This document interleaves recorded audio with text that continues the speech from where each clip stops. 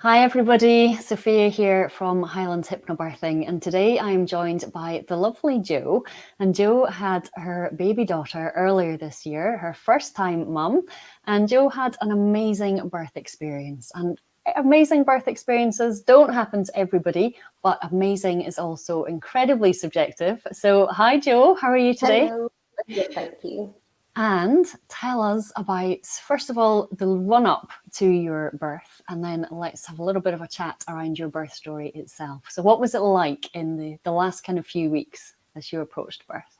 Um, so initially I felt really relaxed leading up to going into labour. Obviously, it's like going into the unknown. There's a certain amount of reading and relaxation that you can do to try and keep yourself as like positive as you can. And then I got to my due date, and for some reason I had it in my head that we were never actually going to achieve that date. I was sure my baby was going to come early. We didn't find out what we were having, so we didn't know she was a girl at the time. But yeah, like I think once I got past my due date, so on my due date I was really fed up, and actually I went to see the midwife for my first stretch and sweep, and actually that completely like changed my mindset. I came out feeling so much better than I'd gone into the appointment. And I guess the key is just to keep busy, and not get too disheartened about the fact that your baby's not here yet. I think the other challenge was that my husband was working from home, and he had this morning call every day, and his team were almost disappointed to see him every morning when we kept going like more and more overdue. So I don't think that was helping either. But yeah, I honestly I walked absolutely miles while I was pregnant, and I was still walking miles the day she came. And I think that really helped. Like I got really fit before I got pregnant, and that definitely had a massive impact on like my mental health and like labor itself. And I think what's really important that you said there, not least that you felt a little bit under pressure by the fact that every day you're like, oh, you're still here, where's the baby? But also, yes, it's important to kind of stay busy in the run up and move around, stay active, stay mobile. But equally, what you were doing was being quite calm in your mind. So you weren't like doing analytical work, you were quite chilled out in your mind. So the body was still moving, flexible, mobile, but the mind was quite relaxed as well. Yes. And it wasn't actually until I'd gone overdue that I started having baths and listening to the relaxation audios. So I think that probably helped as well, just to try and like reconnect with myself and my baby, and have that time, like just the two of us, just trying to relax and just be patient.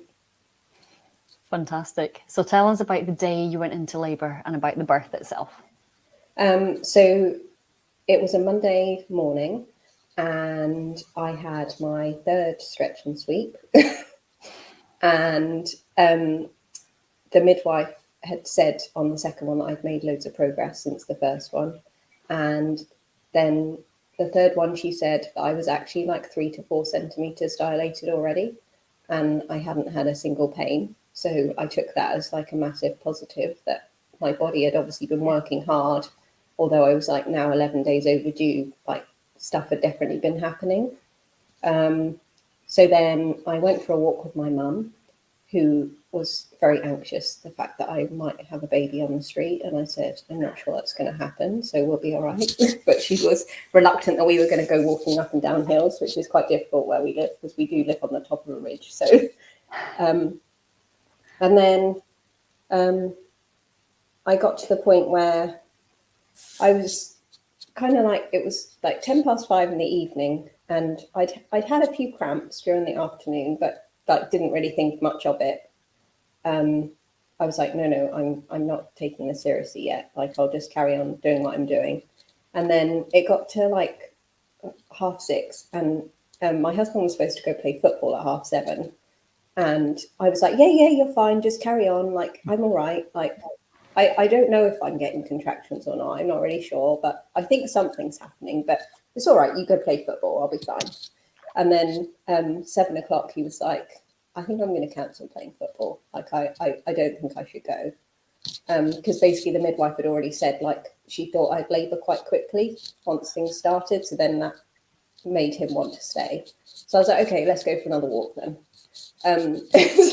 So we went for another walk, and then I started timing things to see like if something was happening. And yeah, I was getting contractions, but they were quite, like, they were sometimes like 10 minutes, sometimes 15 minutes. Yeah.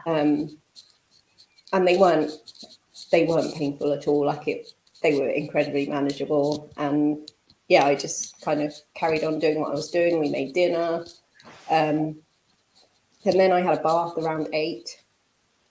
And again, like, totally fine, like, felt fine, was just breathing through them.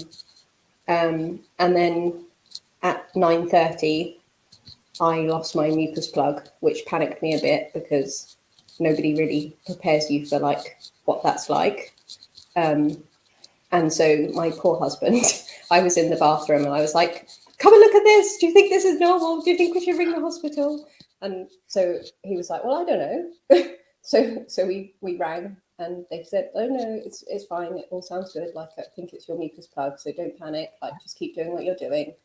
And they asked about contractions. I was like, look, they're like really irregular. I'm happy to stay at home. And then we tried to go to bed around 11, and I got this really like achy lower back, like really uncomfortable when I tried to lay in bed. So I was like, said to my husband, I was like, right, I'm going to get up and go and put my beanbag in the microwave. You go back to sleep. I'm just going to go sit downstairs and watch TV. So I did. And then contractions were getting more intense, but like very, like, I was just breathing through them. I was really like focused on my breathing throughout the whole thing, to be honest. And then I rang the hospital at like 1 o'clock, and I had a chat with them and just said, like, I think I want to come in. And they were like, yeah, that's fine. So then I went upstairs and woke my husband up and was like, Rajiv, it's time to go to the hospital. And he was like, right, what do we need? He was like, I've never seen him wake up so quick. So it was like, I'd started packing like the last minute things during the evening, knowing things were happening anyway, like the phone chargers and iPad and stuff. So then we got to the hospital and got put in a side room, ready to be assessed. And then the most incredible thing happened. My community midwife walked in and, like, they say stay at home as long as possible because you can sometimes go a bit backwards in labour just because the hospital is obviously quite a clinical environment compared to home.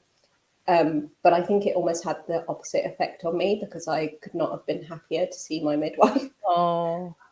And she examined me and said, yeah, you're 4 centimetres. Like, she's like, I really want to break your waters because I think like that will really speed things up.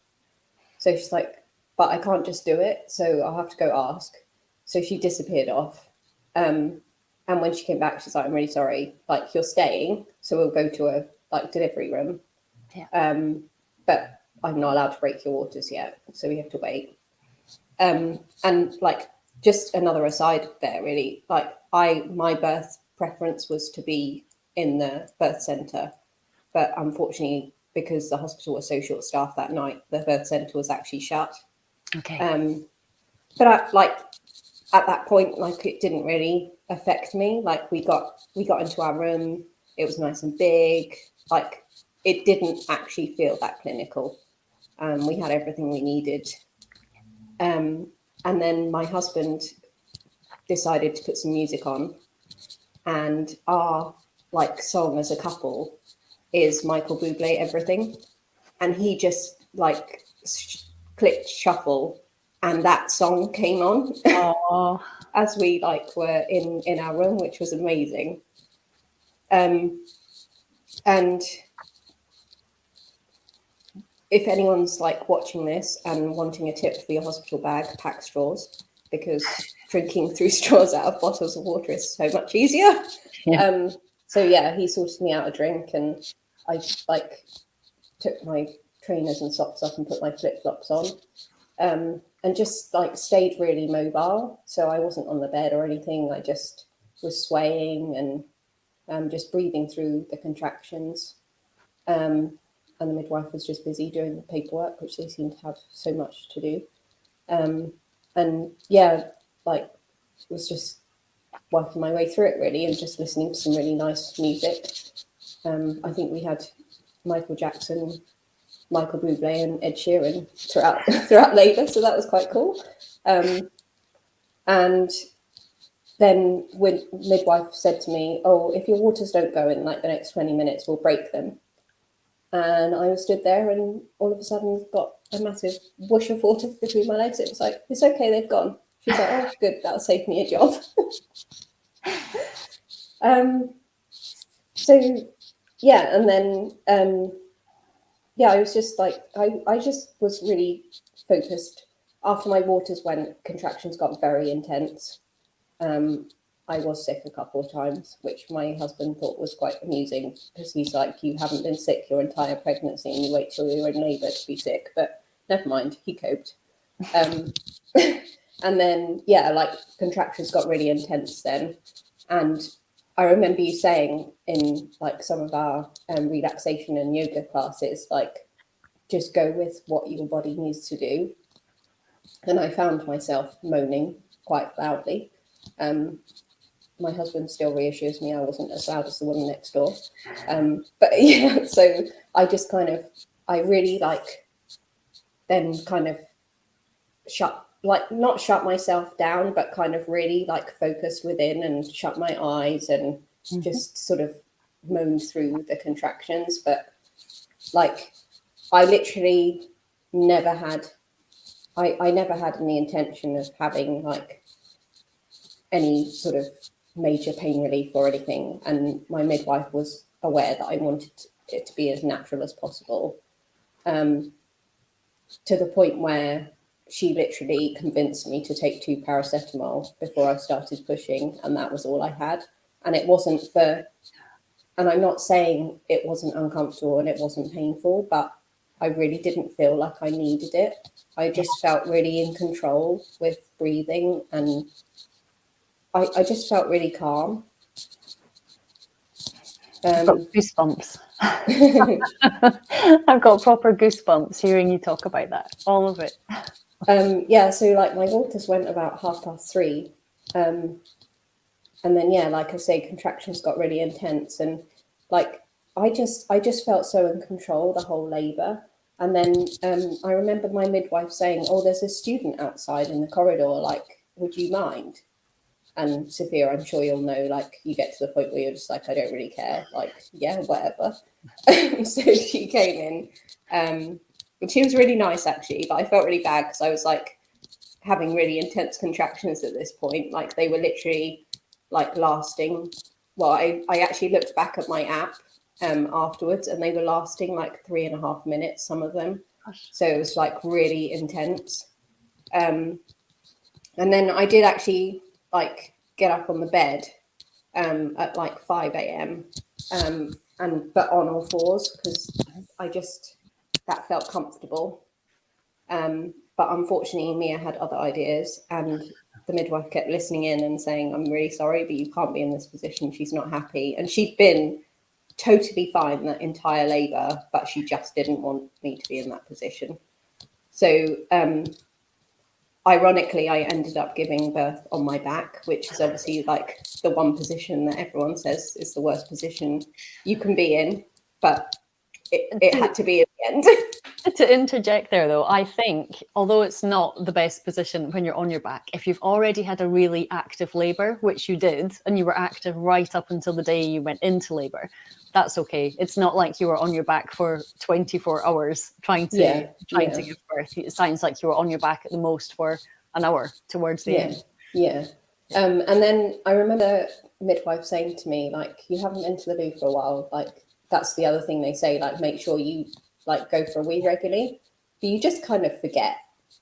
And like, having gone all the time, like, you feel like towards the end of your pregnancy, you're just like going to for a wee like all the time. Then in labor, like you just forget. So she was like, I think we should just like go and try and have a wee. I was like, okay. So we kind of like waddled into the bathroom, and I just couldn't. And I think it was just the contractions were coming so strong, but actually like sat on the loo was actually a really comfortable position. Yeah. And my body just started pushing. It was incredible. Like I couldn't stop it. So like every contraction, I just started pushing. Just like I literally, that's what I needed to do. Yeah. So then we did get back on the bed. And yeah, I started to like push around 5:30. And like that's another thing that you kind of have to learn to do the first time you do it, because I was pushing, but I wasn't like pushing properly down into my bottom, so they weren't like very effective to start with. But the midwife was great. She like guided me through what to do. And yeah, like we didn't push for long because I started pushing at 5:30. Like, no, it must have been like 5:15. And so I pushed for literally half an hour, and Mia was here. Like her head coming out was like obviously quite intense. And the midwives were amazing at making sure like they were holding cold packs to me to try to make sure that her head was guided out and I didn't tear. And then like her head was out, and then the midwife was like, right, the next contraction, like she'll be born. And she decided to literally lie down the bed. So the midwife literally caught her at the end of the bed, which subsequently did unfortunately cause a tear. But like that first time they put her on you, like it's just the most magical feeling. Like everyone's asked us both, did we cry? And no, we didn't, because I think I was just, because my labour was so fast, I was kind of in a bit of shock. Mm-hmm. But also it just felt totally incredible. Like I was on cloud nine when I got married, but this was like a whole new level. And you just, like for me, I totally fell in love straight away. Oh. And she came out screaming. She did come out with the cord wrapped around her neck. I do remember the midwife saying that, but they quickly rectified that. And she just, yeah, it was just, honestly, it was the most magical thing having her on my chest, and like waited so long for her to come. And we spent literally the first day looking at her going, I can't believe that she's here and she's ours and we made this. Amazing. And I know in the last kind of few weeks in the run up to birth, there was a few times where you and I were on a live yoga session or a live kind of Q&A, and you'd be saying, I'm a bit worried about this, I'm a little bit worried about that. And then I hear you tell that story and it's like you just felt in control and calm. And it didn't all go your way, by choice. You wouldn't have been overdue. You would have been in the birth centre. Obviously, you wouldn't have wanted there to be any tear. You wouldn't have wanted to be in that position. So there's like at least 4 things that weren't exactly how you wanted it to be. And yet this was just an absolutely amazing experience. Yeah. What would you say you learned about yourself throughout kind of later stages of pregnancy and labour itself? How strong I am as a person. Like I have had some serious challenges in life and I've come through them, but you never know how you're going to cope with labour. And I still to this day like cannot believe I did it on 2 paracetamol. And actually, if I'm honest, I didn't really need those 2 paracetamol. And yeah, you just like, my husband calls me Superwoman, and like, I don't really feel like Superwoman, but then in some respects I do, because I just think like I did that. And, you hear stories of other people, like we did NCT, which has been amazing, but obviously you're in a WhatsApp group, and I think that didn't really help my anxiety in a way, because we were supposed to be the first baby born, and we ended up being the fifth one. Gosh. But all I was seeing was C-sections. Yeah. Like, we had a lot of C-sections in our NCT group, and that made me quite anxious, because I was like, that's absolutely not what I want. Like, of course I would have one if that's what was safe for me and baby, but like, to then see everyone else having them, I was just like, oh goodness, is this how it's going to go? Like, is this the only option? Yeah. So you had just a completely different experience. Yeah. And like, I met up with one of the girls the other day, and she said, you know, how was labor? And I was like, it was amazing. And I know that sounds really odd to say, but that's how I feel about it. You know, like, it was, yes, like you say, not everything went according to like preference, but I think it was the best I could have hoped for. Yeah, and it sounds like you did amazingly well at going with the flow, at listening to your body. There's a good reason why millions of babies are born on toilets and in bathrooms, because as soon as you go there, your body, your mind is programmed also to sit down in the loo and to feel more relaxed. So Yeah. as soon as you just encourage that relaxation again through your body by doing something so routine, it reminds you that what you're doing is also natural and also normal. And then when you go back into the labour room, you're in a much more, well, just an everyday kind of frame of mind to let everything relax and do its thing. So And I know, like, I know it was unusual in the fact that I had my community midwife deliver us, but that was incredibly special. And then after she had been born, we found out that actually the student that we had in the room, that was her first ever birth. Oh. So we just feel so like lucky to have had that experience. Yeah. Absolutely. That's lovely. And I love that you say, you know, you were making lots of the moaning noises and listening to your body, because when we moan like that, we release carbon dioxide, we just create more of a vibration back through the body, we're just releasing tension, we're releasing through the jaw. We're also reminding ourselves that whatever's going on, that we're in there, and you know, we physically have a voice in that situation. So it can be incredibly empowering just to be able to let yourself make those sounds and let it out, instead of trying to hold it in and then hold that tension. And people think that a lot of the time, if you're having a kind of hypnobirth experience, that you have to be quiet and it has to be serene. And, you know, it doesn't. It can still be noisy. A noisy birth is just as good as a sound birth. It really comes back to how you feel and what your feelings are about everything that's happened. So how would you say that some of the preparation that we did together kind of supported you, Jo? With the exception of not talking enough about the mucus plug.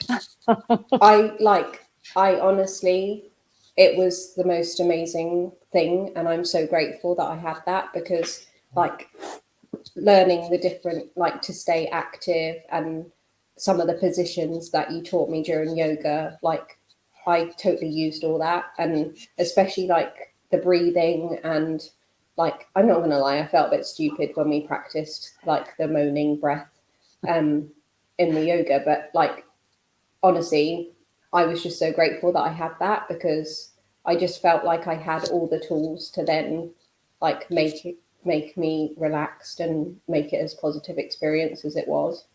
Yeah, absolutely. And it was an honor to be there with you, because you always showed up and brought your fear, brought your anxieties, brought your questions, and brought your positivity to it as well. So it was really nice to have that kind of all-round picture. Now, I know when we talk about the early days when you first get home, loads of mums are like, oh, it's really glossed up and it's actually really hard. And then I've got other mums who go, it's just amazing. I know that I was born to do it. And it's kind of, you know, there's no, yes, you get people who are in the middle as well, but there's no one way to kind of parent when you get home. What's your experience been in the early days when you first came back from hospital? I know I saw all the beaming photos on Facebook. Was it really like that for you as well? So I literally, it was a magical experience. It was really nice to get home. I did have to stay one night just because I wanted some help feeding, because Mia was so asleep the first day. She literally, like, I couldn't even like arouse her to feed. And then she got to like 11 p.m. The first night and was like, I am starving. Let's like try and learn how to breastfeed. So that was quite intense. And I was shoveling Percy pigtails at like 2 a.m. to try and stay awake, because I literally, they say, oh, like your baby will sleep for like 6 hours after it's born, so make sure you get some rest. There was no way I was going to do that. Like, I was literally buzzing. Like, the adrenaline was still going nuts around my body. Like, there was no way I could just conk out. So I think I had like 40 minutes sleep in the hospital. And like, but you don't care. Like, I remember so she was born on Tuesday. We got home Wednesday lunchtime. And I remember thinking, like, Friday, I've literally, since Monday, like Sunday night, I've literally had 10 hours sleep this week. And if somebody had said that to me, like before, because I've always been one to love my sleep, I'd be like, I don't know how I'll cope. But Rajiv just kept saying to me, you look amazing. I was like, I feel amazing. And yeah, of course, there's challenges. Like, she didn't want to go to sleep before 2 a.m. like the first few nights. And of course that was challenging. Yeah. But you just, like, we've been told we're quite chilled out. And I think that definitely helps. You just got to try and stay calm, and because they pick up on it. And yeah, like, it was hard, but at the same point, like, we were in such like this cloud9 magical, oh my goodness, you're just gorgeous, like, little bubble. And I was also one thing that I know is not always possible, but I'm grateful for COVID for, is that we basically told everyone that we didn't want visitors for the first like 4 days. And that was really nice, because I just really, really wanted it to be the three of us, just to adjust like to our new environment, because it is a shell shock, especially as a first time parent. Like, you bring home this tiny, like, she was quite tiny. She was only 6'4". So newborn clothes were too big. We had to rush out and buy a load of petite newborn stuff. And yeah, like, it was just nice to have that time to adjust, the three of us, before we sort of open the doors. Like, Yeah. And like, I know some people may think that was harsh, because grandparents didn't meet her till like the Sunday. But for us, that's what we needed. Yeah. I think it's really important to take that time to bond, to kind of seal your own little unit, but also just for you to relax and find, not necessarily saying you're going to find your own rhythm in 4 days. I'm sure everyone would love it if that was possible, but just to know that there isn't a rhythm without the interruption of lots of other people, and to be worrying that that's putting off your rhythm. Because everybody wants to hold the baby, but who holds the mum? It's always what we say, isn't it? So yeah, really important just that you took that time and chilled out. So what would you say to any woman who's pregnant who is currently kind of in fear of giving birth? What would your message be? Like, obviously it's the unknown, which is a bit scary, but you can do this, and your body is the most incredible thing you'll ever experience. And I think, like, childbirth and like labor, and like even now, you have all these questions in your head, like, I want to breastfeed, but am I going to be able to breastfeed? And am I going to know what I'm doing? These are all natural things that flow through your mind, especially as that due date gets closer. But you can do it, and you will be able to do it, and you'll cope beyond anything you've ever thought. You'll completely shock yourself, really. Yeah. But I would say, like, my keys were an incredibly supportive husband. So, like, not everyone has that, but like, if you can just take that person in with you that you just know will be a big support to you, that is going to massively help. And ultimately, you can do it, and you just need to stay calm and just breathe through it. Yeah. And how important would you say that the kind of the hypnobirthing, the yoga, all of that stuff was to you in maintaining that calm right the way through? Like, absolutely vital. because without that, I think you can easily get like wrapped up in like the counting of contractions and the intensity of it all, whereas that kind of takes you to another place in a way. Like I just shut my eyes and really focused on my breathing, and it kind of almost took me to a happy place. And like I'm not a visual person at all, so like some of the visualization stuff in the relaxation sessions I really struggled with, because that's just not me. But you know, you can take away the techniques from it and adapt to what does work for you. Absolutely. And it sounds like you find a way to 100% make everything your own, to maintain that calm. And the calm, as we know, interrupts the fear, tension, pain cycle, makes everything much more manageable, helps your body relax, which facilitates a much smoother birth in the first place. So amazing, amazing, amazing, amazing. Anything else you would love to share with everyone today? No, just like just believe in yourself, and if there is support out there like you, Sophia, and I think that's definitely like something to get involved with, because I just found it massively helpful knowing that there was someone there to talk to. Because of course I spoke to Rajiv a lot about how I was feeling, but then you don't want to put your anxiety or like feelings of being unsure onto them. So it was really nice to be able to like know that I had that hour a week and to just come and say, oh, Sophia, like, is this normal? Or like, is this what I should be feeling? Or could I just check about this? And I hope that I didn't annoy you too much with all my questions. 100% no. It was really nice to have that. Yeah, it's really lovely to be asked questions and to know that people are really kind of tuning into their bodies and tuning into their minds, because it's too easy to just get fixated on birth and making sure that a nursery is painted and that there's cots and Moses baskets and everything else. Oh, here we go. Sorry, we're having a bit of a sticky moment. Oh, bless. Are you going to come and say hello? Yeah. You're going to say hello now? Are you coming to say hi? Oh, Luke. Hello, darling. Hello. Oh, she's winking. Hello, Kitty. She's like, you're interrupting my sleep. I'm forgetting she can't hear me because I'll be in your headphone. I should just be looking at a face and going, why is that person moving their lips? But I can't hear anything.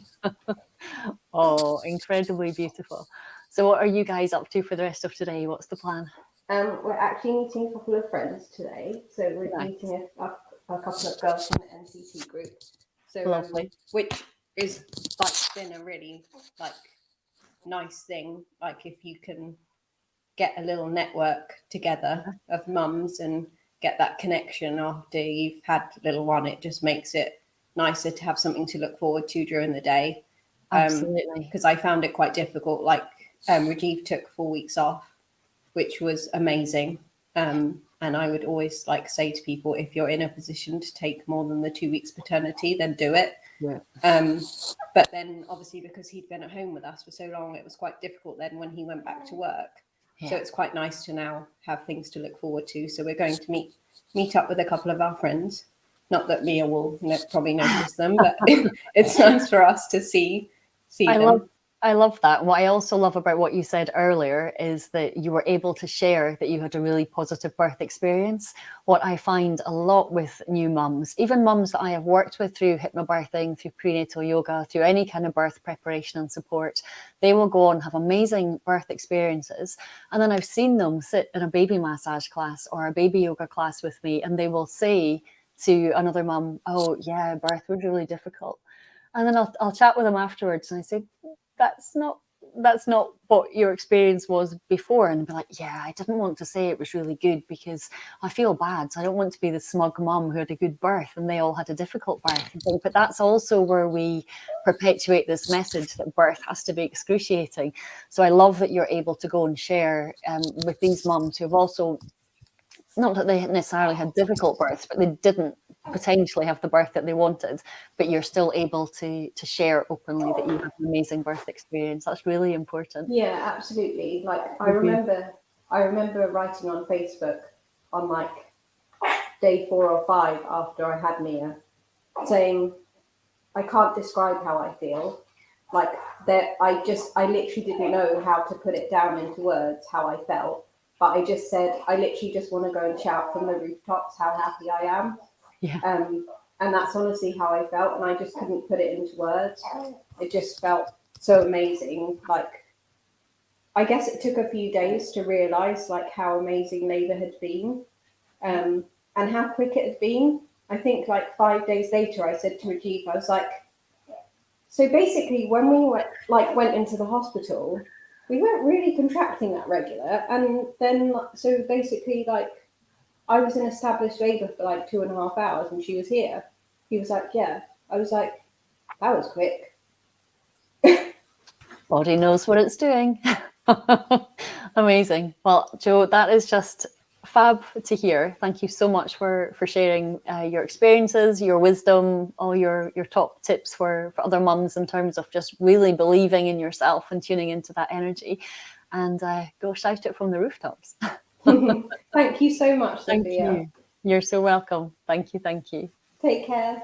Angie, Bye. bye-bye.